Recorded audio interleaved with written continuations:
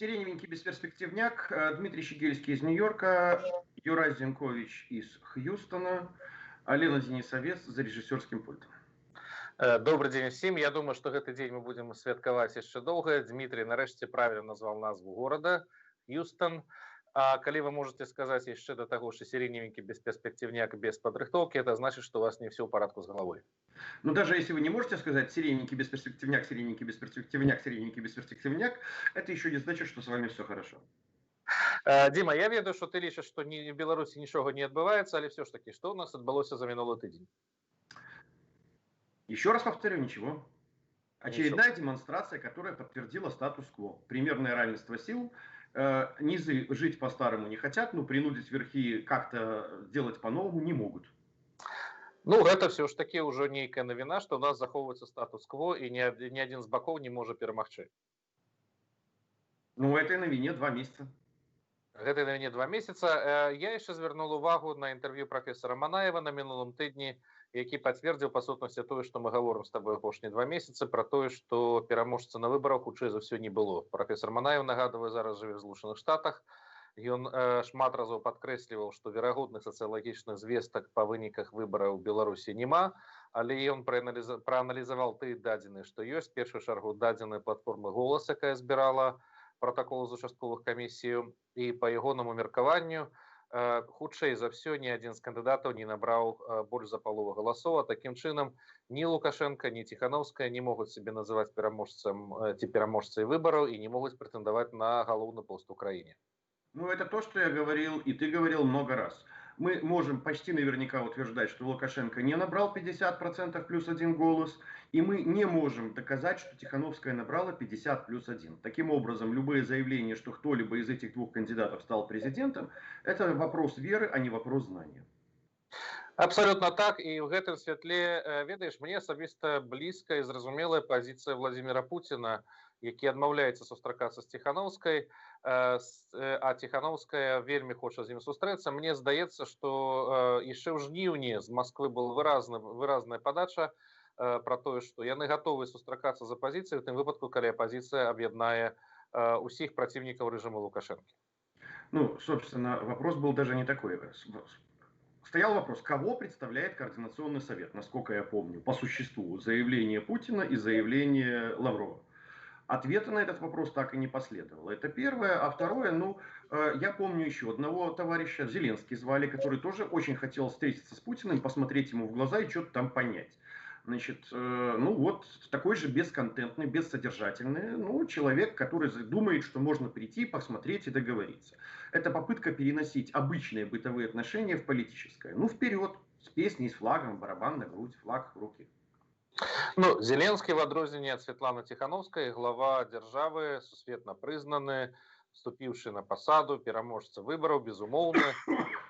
І таму яго значна больш падставаў сустракацца з Пуціным, чым у Светланы Тихановскай, якая, па словах таго ж Павла Латушкі, прадстаўляе на сённяшні дзень 500 000 беларускіх выбаршчыкаў. Што шмат, але все ж таки гэта не больш за палову, і нават гэта не больш за 10% ад выбаршчыкаў.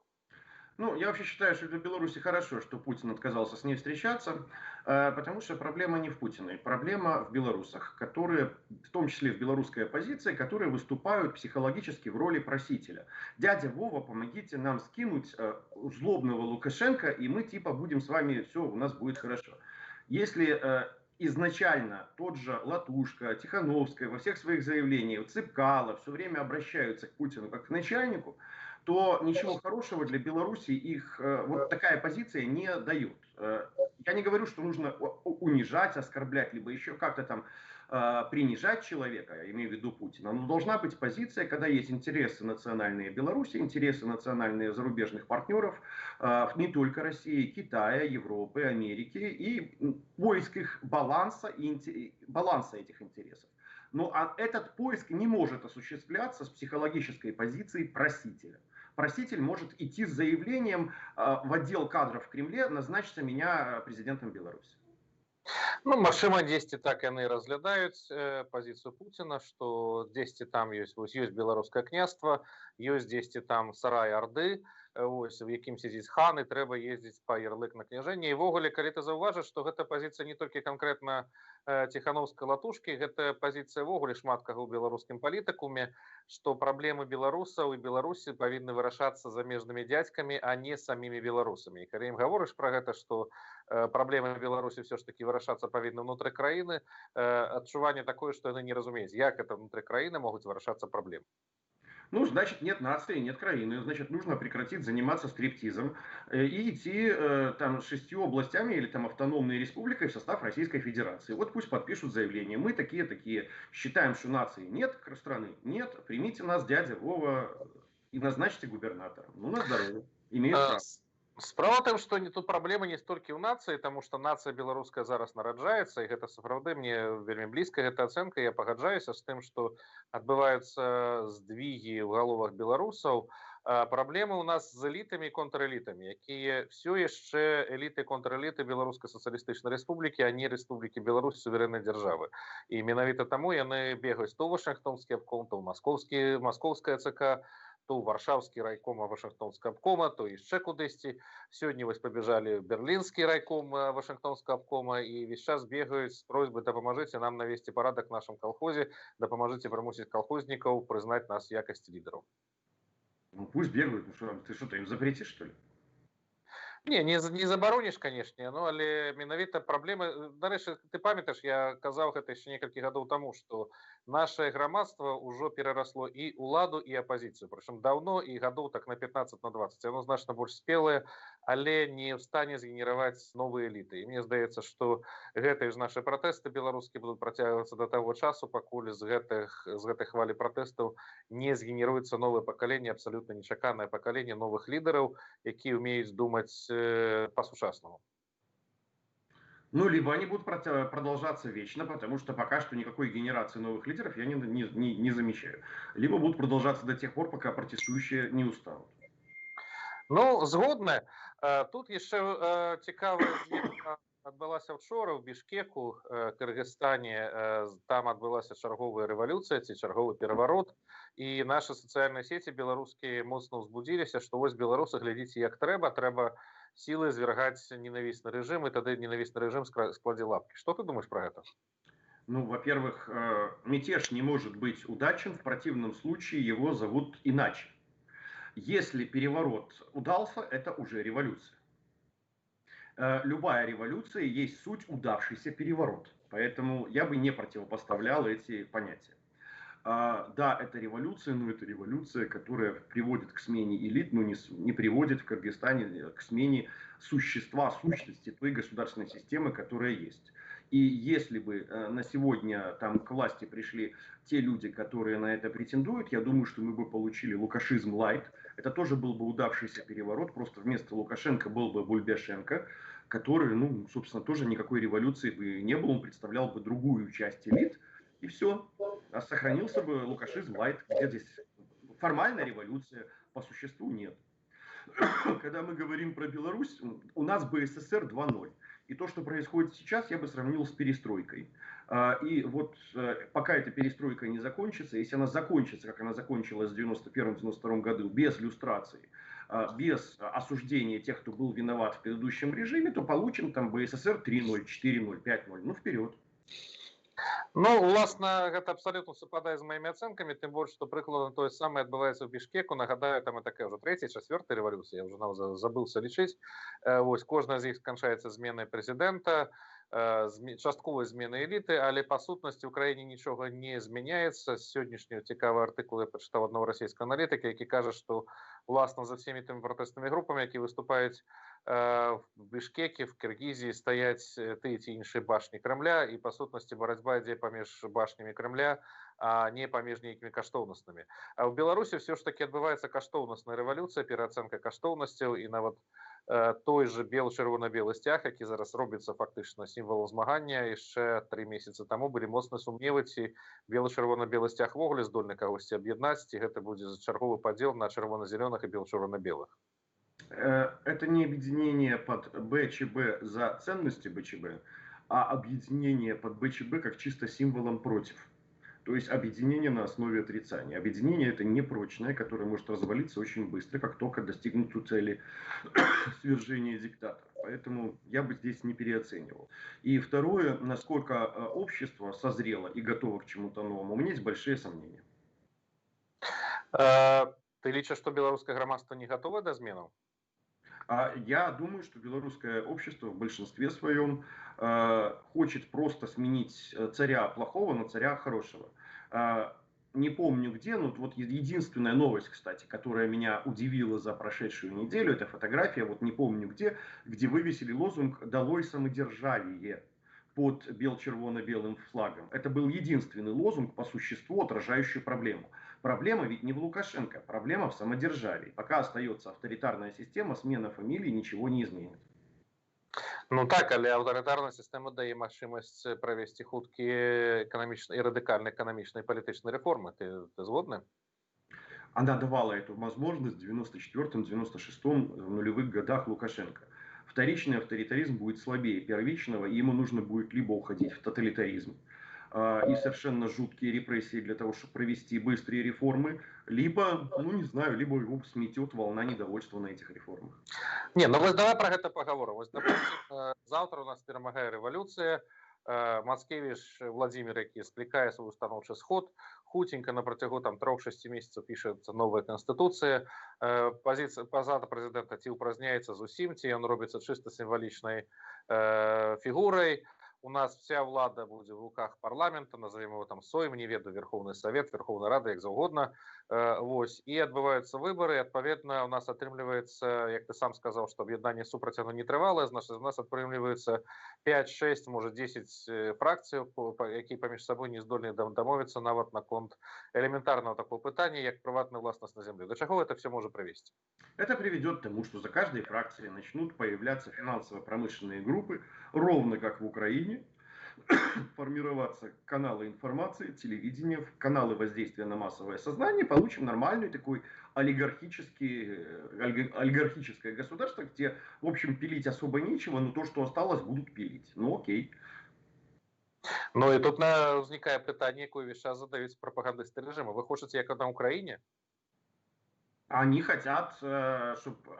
Любые революционеры хотят сказки, они не понимают, особенно рядовые участники революции. Им кажется, что вот хуже быть не может, чем есть. Они ошибаются. Может быть, никогда не бывает так плохо, чтобы не могло стать еще хуже. Ну а дзе тады выйсце? То есть, на мою думку, нам тады трэба захоўваць тую канстытуцыю, якая ёсць. Нам патрэбны новы прэзідэнт-рэфарматар, які з дапамогай механізма дэкрэтаў правядзе хуткія рэформы. Пад канец сваёй кадэнцыі скліча устаноўчы сход ці канстытуцыйны сход, прыме новую канстытуцыю, аслабіць пазіцыю прэзідэнта і далей спрабуйце ў сваіх там 5, 7, 10 фракцыях в Верховном Совете паспрабуйце адкаціць тыя рэформы, якія праведзены.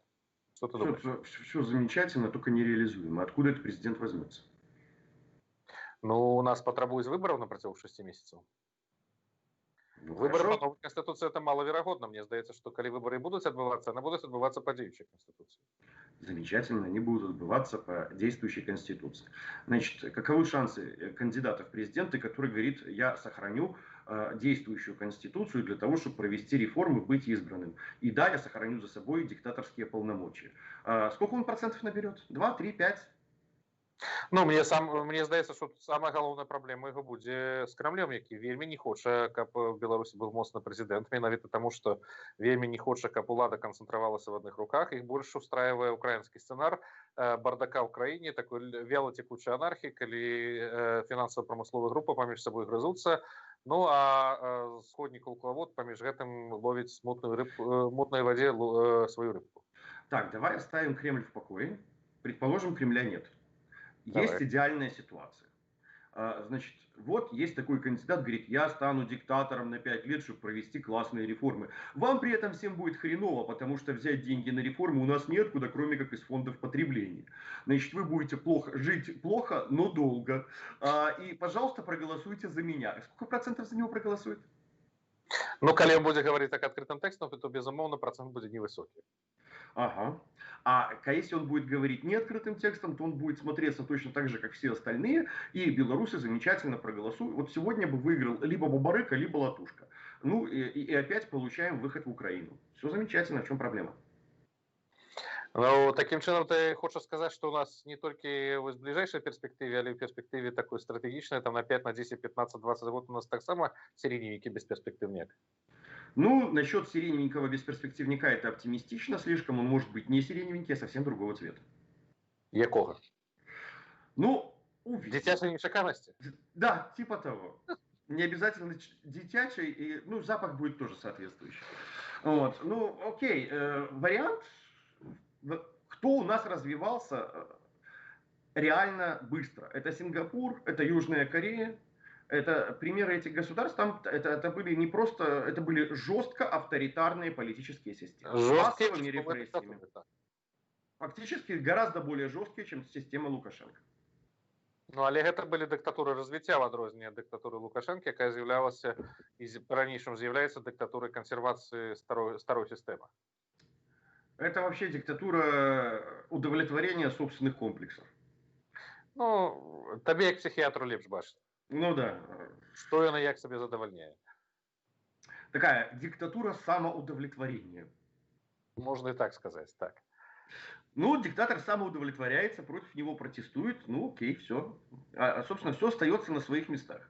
Александр Григорьевич, конечно, обиделся первые дни после протестов, ему было больно, тяжело и обидно, но там через 3 недели он эмоционально это принял, сейчас у него состояние психологическое гораздо лучше. Он компенсировался, он свыкся с этой мыслью, что там будут ходить протестовать, ну, в принципе, как бы протестующие стараются не мешать президенту, президент старается не мешать протестующим. При этом они в информационном поле перебрасываются, ну, такими информационными какашками друг в друга. Ну, окей. Вот и все про это остается как было. Таким чынам, што у нас пакуль з гэтых пратэстаў не вырастуць новыя лідары, якія здольныя будуць сфармуляваць пэўны сцэнар, то что? Ты крутишь головой, это что значит? Это значит, что лидеры не вырастут. Ты путаешь причину и следствие.